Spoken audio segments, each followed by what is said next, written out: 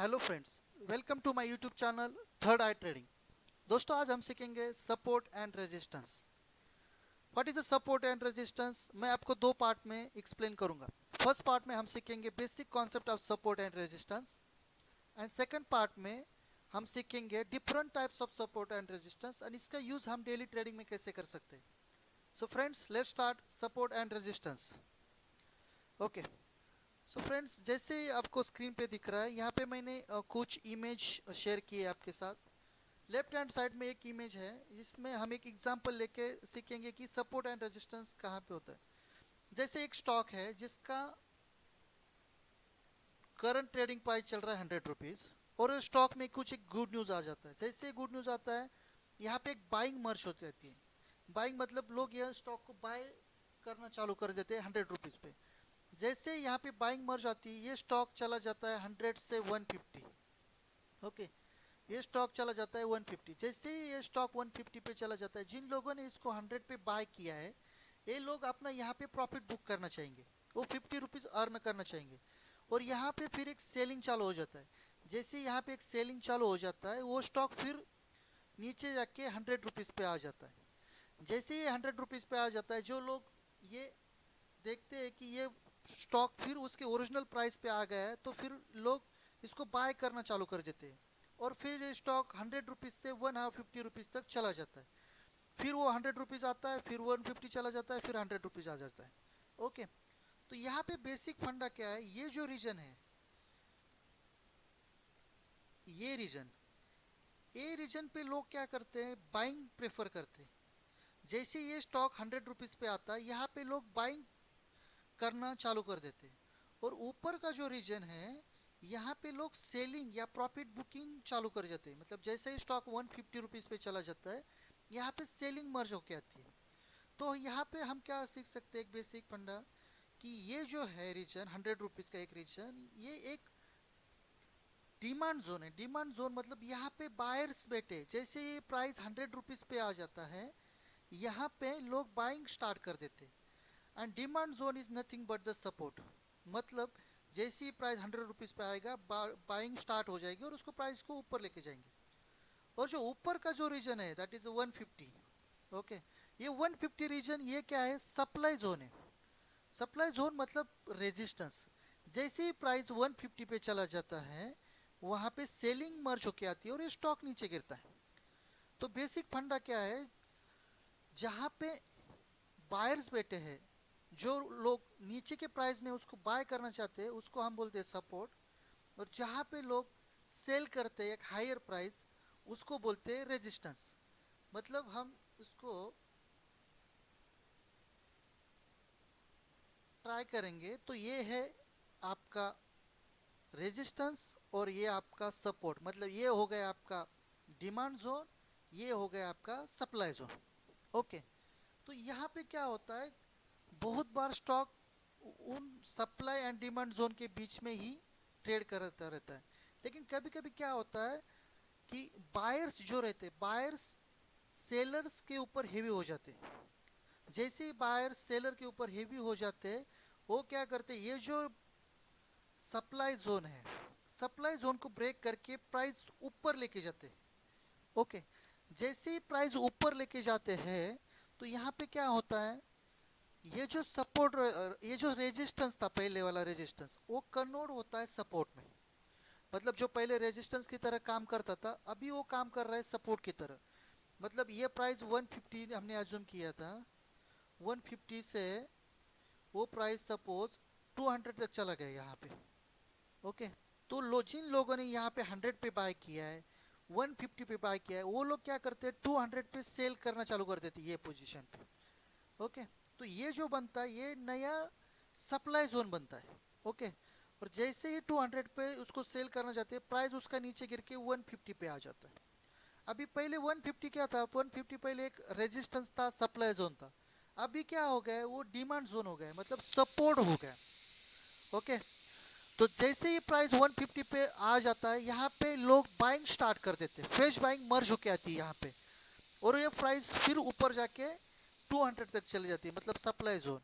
Supply zone से फिर एक सेलिंग मर्ज होके आती है, फिर वह 150 के प्राइस पे चली जाती है।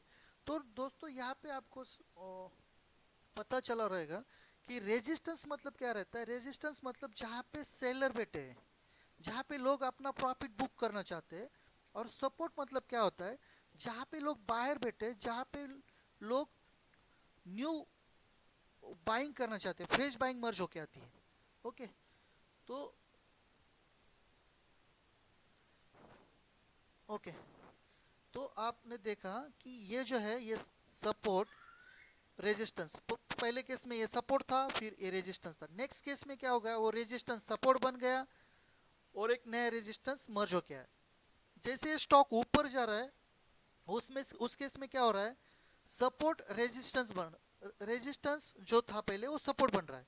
यदि स्टॉक नीचे आता होगा तो ये जो सपोर्ट है वो सपोर्ट क्या बनता, एक रेजिस्टेंस बनता, और ये नया सपोर्ट फॉर्म होता। ओके, तो यहाँ पे मैंने सेकंड इमेज में उसका उल्टा दिखाया। पहले स्टॉक यहाँ पे आता है, फिर सपोर्ट लेके ऊपर जाता है, फिर नीचे आता है, फिर सपोर्ट लेके ऊपर जाता है, फिर नीचे आता है, और यहाँ पे एक ब्रेकआउट होता है। ओके, जैसे आप देख रहे हैं एक रेड कैंडल ने यहाँ पे ब्रेकआउट दिया है, और ये स्टॉक नीचे जाने के ट्राई करता है, फिर ऊपर आता है। तो यहाँ पे आपने देखा होगा, यहाँ पे वो रेजिस्टेंस फॉर्म करता है। ओके, तो पहले जो सपोर्ट का काम कर रहा था, अभी वो रेजिस्टेंस का काम कर रहा है यहाँ पे, और वो स्टॉक नीचे चला जाता है। तो दोस्तों जैसे आपको पता चला होगा कि support and resistance is nothing but supply and demand, buyers and sellers. तो हमें ट्रेडिंग में ये ध्यान रखना पड़ेगा कि बायर्स कहाँ पे और सेलर्स कहाँ पे। जो भी हमें ट्रेड बाय करना है, स्टॉक बाय करना है, हमें बाइंग जोन में उसको बाय करना पड़ेगा, तभी वो ट्रेड हमारे लिए प्रॉफिटेबल रहेगा। और उसको हमें रेजिस्टेंस जोन पे सेल करना पड़ेगा, तभी हमारा जो प्रॉफिट है वो बुक हो जाएगा। ओके, सो दोस्तों कि आपको पता चला रहेगा कि एक बेसिक कॉन्सेप्ट है सपोर्ट एंड रेजिस्टेंस, जहाँ पे बायर्स एंड सेलर्स का जोन हमें आइडेंटिफाई करना पड़ता है। ओके, यहाँ पे डिफरेंट वे है जहाँ पे हम support and resistance, buyer and sellers का जोन आइडेंटिफाई कर सकते हैं। वो हम नेक्स्ट स्लाइड में देखेंगे।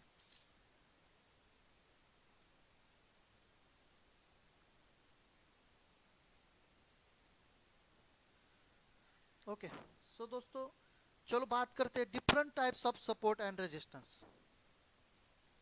ओके, पहला जो सपोर्ट एंड रेजिस्टेंस मैंने यहाँ पे मेंशन किया है, CPR and pivots points. CPR and pivots points एक बहुत ही पावरफुल सपोर्ट एंड रेजिस्टेंस है। वो हम कैसे यूज करते हैं उसका एक मैंने सेपरेट वीडियो बनाया है। कैसे हम उसको प्लॉट करते हैं ट्रेडिंग में, ट्रेडिंग व्यू में उसका वीडियो बनाया। आप वो वीडियो देख के समझ सकते हैं कि ये support, CPR and pivots point हम कैसे प्लॉट करते हैं इन द ट्रेडिंग व्यू, और ये कैसे काम करता है। नेक्स्ट जो सपोर्ट एंड रेजिस्टेंस है, previous day high and previous day low. Previous day high and previous day लो, ये भी एक सपोर्ट एंड रेजिस्टेंस की तरह काम करता है। उसको भी हम आगे सीखेंगे। उसके बाद जो swing high swing low, then supply and demand zone, then gap borders and then moving average, ये डिफरेंट टाइप के सपोर्ट एंड रेजिस्टेंस है। उसको हम आगे की स्लाइड में थोड़ा डिटेल में स्टडी करेंगे। मैं लेके चलता हूँ आपको आगे की स्लाइड में।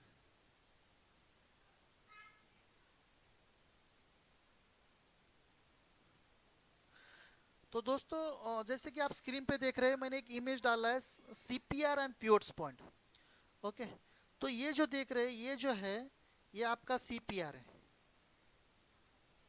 ओके, ये जो तीन लाइन दिख रहे हैं ये आपका सीपीआर है। उसके बाद ये जो है ये आपका R1 है, ये आपका R2 है, ये आपका S1 है, और ये आपका S2 है। ये आपके ट्रेडिंग व्यू अकाउंट में डायरेक्टली प्लॉट करते हैं। यहाँ पे आपको एक इंडिकेटर मिलेगा जिसके अकॉर्डिंगली आप डायरेक्टली प्लॉट कर सकते हैं। इसको कुछ कैलकुलेशन करने की जरूरत नहीं, इसके कुछ स्पेसिफिक फॉर्मूले हैं, लेकिन उसमें जाने की हमें कोई जरूरत नहीं है। हमें ऑटोमेटिकली ये ट्रेडिंग व्यू में प्लॉट किया जाता है। तो जैसे मैं आपको एक्सप्लेन करना चाहूँगा कि अपना जो स्टॉक है वो स्टॉक देखो यहाँ पे ओपन होता है, उसके बाद नीचे जाता है, यहाँ पे जाके वो जो टॉप सीपीआर है उसको रेजिस्टेंस फील करता है, फिर नीचे आता है। नीचे आके वो दिन भर कंटिन्यू, ये जो S1 है, S1 का सपोर्ट पे ये ट्रेड करता रहता है। तो आपको पता चला होगा कि ये जो है सपोर्ट एंड रेजिस्टेंस, वो जो ट्रेडिंग व्यू अकाउंट में हम सीपीआर प्लॉट करेंगे वो कितना काम करता है। ओके, नेक्स्ट हम जाएंगे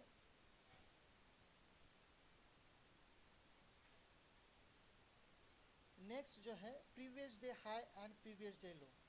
ओके दोस्तों, ऊपर की इमेज में मैंने एक चार्ट दिखा है जहाँ पे मैंने एक प्रीवियस डे हाई प्लॉट किया है। ओके, ये जो है ये प्रीवियस डे का ट्रेडिंग चार्ट है और ये सपोज अज्यूम करेंगे कि करंट डे का चार्ट है।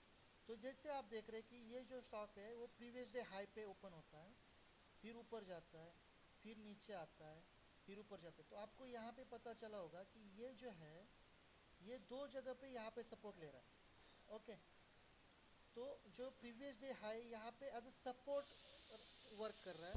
नीचे के इमेज में आप देख रहे होंगे ये जो है प्रीवियस डे का चार्ट, जिसमें प्रीवियस डे में ये उसका मूवमेंट रहा है। तो ये जो है प्रीवियस डे का लाइन है। जैसे नेक्स्ट डे स्टॉक ओपन होता है तो पहले ऊपर जाता है, फिर नीचे आता है, फिर ऊपर जाता है, फिर यहाँ पे वो सपोर्ट ले लेता है। तो इस इमेज में आपको पता चलता है कि प्रीवियस डे लो है एज अ गुड सपोर्ट काम कर रहा है, और प्रीवियस डे हाई जो है वो एक गुड रेजिस्टेंस काम कर रहा है एक्चुअली यहाँ पे, सॉरी गुड सपोर्ट। तो ये क्या रहता है कि previous day high and previous day लो ये कभी भी मतलब कभी सपोर्ट की तरह काम कर सकते हैं, कभी रेजिस्टेंस की तरह काम कर सकते हैं। ऐसा कुछ फॉर्मूला नहीं कि उसको सपोर्ट या रेजिस्टेंस हो सकता है, depending on the next day opening. Okay, तो this previous day high and previous day low एक पावरफुल सपोर्ट एंड रेजिस्टेंस हम कंसीडर करते हैं। नेक्स्ट स्लाइड में जाएंगे।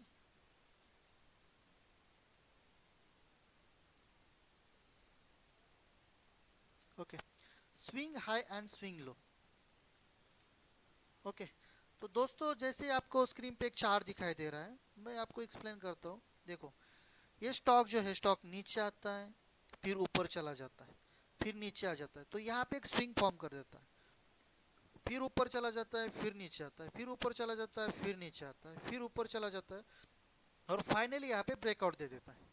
तो ये जो लाइन है ये लाइन आपको एज अ रेजिस्टेंस की तरह एक्ट कर रहा है। आप देख रहे होगे 4 टाइम्स यहाँ पे उसने रेजिस्टेंस फील किया और फाइनली यहाँ पे ब्रेकआउट दिया। ओके, तो जो अपने swing high and swing lower जो रहते हैं वो as a support and resistance की तरह काम करते हैं। तो जब भी हम अपना चार्ट बनाएंगे उसमें जो भी स्विंग हाई और स्विंग लो रहेंगे उसको मार्क करके रखेंगे। मतलब जब मार्क करके रखेंगे इसका फायदा हमें ट्रेडिंग में होगा। जैसे हमें पता चला कि अपना स्टॉक का प्राइस कुछ स्विंग हाई या स्विंग लो की तरफ जा रहा है, एक तो वहां पे वो आपका रेजिस्टेंस या सपोर्ट ले सकता है या उसको ब्रेकआउट कर सकता है। तो एक स्विंग हाई एंड स्विंग लो एक मेजर सपोर्ट एंड रेजिस्टेंस की तरह काम करता है। ओके, नेक्स्ट हम चलेंगे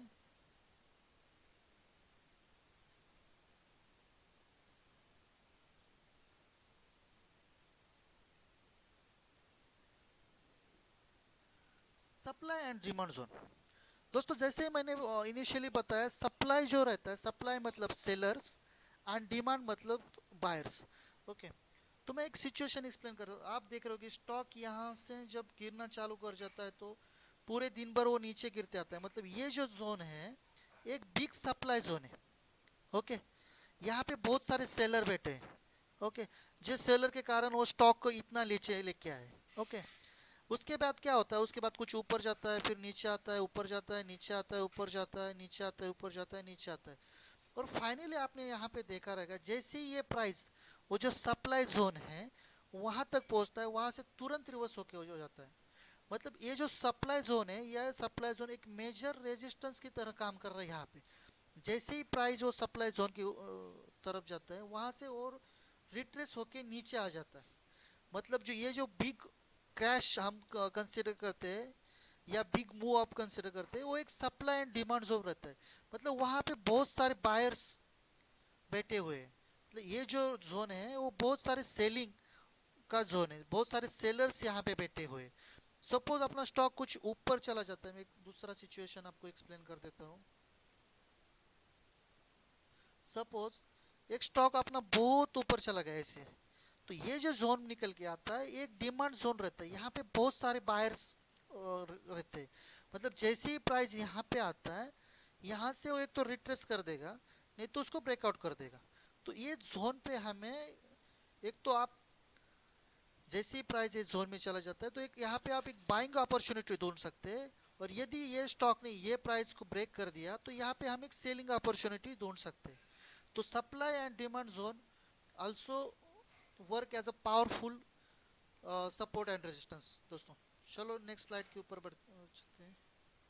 ओके, गैप बॉर्डर्स। जैसे दोस्तों आपको पता होगा कि gap and gap up and gap down, जैसे मतलब यहाँ पे एक प्रीवियस डे पे यहाँ पे स्टॉक क्लोज होता है और नेक्स्ट डे पे यहाँ पे होता है, तो यहाँ पे एक गैप अप ओपनिंग दिखाई दे रहा है। ओके, ये गैप अप ओपनिंग का जो मैंने लाइन प्लॉट किया, तो आप देख सकते हैं कि स्टॉक जैसे गैप अप ओपन हुआ, ऊपर गया, फिर नीचे आया, फिर ऊपर गया, फिर नीचे आया, फिर ऊपर गया, फिर नीचे आया। यहाँ पे उन्हें उसने ब्रेक करने का ट्राई किया, लेकिन वो यहाँ पे ब्रेक नहीं कर पाया, फिर ऊपर चला गया। तो आप देख रहे हैं ये जो गैप अप लाइन मैंने ड्रॉ किया है एज अ सपोर्ट यहाँ पे रेजिस्टेंस कर रहा है, मतलब अपने स्टॉक ने 1 2 3 टाइम्स यहाँ पे सपोर्ट लिया। तो जब भी अपना index gap up and gap down open होता है, यहाँ पे वो जो gap up and gap down के जो लाइंस रहते हैं वो as a support and resistance काम करते हैं। तो जब भी हम अपना ट्रेडिंग करेंगे तो हमें ये ध्यान में रखना पड़ेगा कि वो यहाँ पे कुछ गैप बॉर्डर्स है क्या, कुछ गैप अप गैप डाउन का लाइंस यहाँ पे आ रहेगा, तो हम ये कंसिडर करके अपना ट्रेड ले सकते हैं।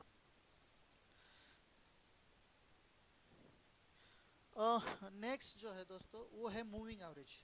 जैसे स्क्रीन पे मैंने एक चार्ट दिखा है, ये 20 मूविंग एवरेज है, और आप देख रहे होगे कि ये जो स्टॉक है, यहाँ पे उसने ब्रेकआउट दिया मूविंग एवरेज को, वो दिन भर वो सपोर्ट लेता रहा। मतलब जैसे ही प्राइस नीचे आने का ट्राई करता है, बायर्स उसको ऊपर लेके जाते। तो ये जो लाइन दिख रहा है, ये line as a support resistance कर रहा है यहाँ पे। तो जो भी मूविंग एवरेज रहते हैं वो भी as a support and resistance काम करते हैं। जैसे स्टॉक अप मूव जा रहा है, तो यहाँ पे ये moving average as a support काम कर रहा है। सपोज स्टॉक ऐसा नीचे आता है तो एज अ रेजिस्टेंस करके काम कर जाता है, और जहाँ पे ये सपोर्ट एंड रेजिस्टेंस को ब्रेक करेंगे, हम अपनी पोजीशन कट कर सकते हैं, जिसके कारण हमें मैक्सिमम प्रॉफिट हो सके और हम अपना पोजीशन क्लोज कर सकें। ओके दोस्तों, तो मैं एक चार्ट दिखाता हूँ फाइनली कि वो चार्ट में सभी चीज़ें कैसे होनी चाहिए। ओके, तो यहाँ पे मैंने एक चार्ट दिखाया है, एक चार्ट पे मैंने सभी सपोर्ट एंड रेजिस्टेंस यहाँ पे प्लॉट किए। तो आप देख रहे हैं कि पहले ये जो है ये सीपीआर है, उसके बाद ये जो है ये प्रीवियस डे लो है, उसके बाद ये प्रीवियस डे हाई, ये मूविंग एवरेज है, ये डेली रेजिस्टेंस है, ये वीकली रेजिस्टेंस है। ओके, तो ये बहुत सारी चीज़ें यहाँ पे मैंने प्लॉट की है। ये सभी चीज़ें as a support and resistance की तरह काम करती है। ओके, सो जब भी हम ट्रेडिंग करते हैं तो हमें हम यहाँ पे देखना पड़ता है कि यहाँ पे कुछ सपोर्ट आ रहा है या रेजिस्टेंस आ रहा है, उसके अकॉर्डिंगली हम ट्रेड ले सकते हैं और अपना प्रॉफिट बुक कर सकते हैं। मैं एक यहाँ पे एग्जांपल देना चाहूँगा। जैसे ये स्टॉक ओपन होता है, यहाँ पे ओपन होता है, वो पहले यहाँ पे सीपीआर पे रेजिस्टेंस फेस करता है। ओके, स्टॉक ओपन होता है, ऊपर जाने का ट्राई करता है, लेकिन वो रेजिस्टेंस फेस करता है, नीचे आ जाता है, फिर ऊपर जाने का ट्राई करता है, और यहाँ पे समवॉट कंसोलिडेट करता है वो। मतलब यहाँ पे आपको बहुत सारे के 4 5 कैंडल दिख रही है। उसके बाद जैसे ही ब्रेकआउट करता है तो सीधा चला जाता है वो रेजिस्टेंस, डेली रेजिस्टेंस दिखा है, यहाँ पे वो रेजिस्टेंस फेस करता है, फिर यहाँ पे एक ब्रेकआउट दे देता है। ओके, तो इसके कारण हमें पता चलता है कि अपना स्टॉक कहाँ तक जा सकता है, कहाँ रेजिस्टेंस फील कर सकता है, और कहाँ हम अपना ट्रेड क्लोज कर सकते हैं। जैसे मैं एक एग्जांपल दो सपोज यहाँ पे एक ब्रेकआउट दिया, तो हम यहाँ पे बाय ट्रेड ले सकते हैं। ओके, जहाँ पे हमारा फर्स्ट जो रहेगा profit, that is weekly resistance जो उसके बाद आता है, उसके बाद हमारा सेकंड जो रहेगा टारगेट वो रहेगा डेली रेजिस्टेंस। ओके, तो ऐसे हम अपना टारगेट सेट करके स्टॉप लॉस लगा के अपना प्रॉफिट अर्न कर सकते हैं with respect to the various support and resistance. Okay दोस्तों, तो चलो हम अपना फिनिश करते हैं सपोर्ट एंड रेजिस्टेंस का आज का चैप्टर। दोस्तों आपको ये चैप्टर कैसे लगा, आप कमेंट में पिंग करके बता सकते हैं। और आपका कुछ डाउट या कुछ कंसर्न रहेगा तो भी आप कमेंट में बता सकते हैं, उसके accordingly I will try to give some more videos जो आपके लिए यूज़फुल रहेंगे। दोस्तों आप ये चैनल को सब्सक्राइब कर सकते हैं जिसके आपको न्यू न्यू वीडियोस के नोटिफिकेशन आ जाएंगे। सो दोस्तों thank you for watching video, bye.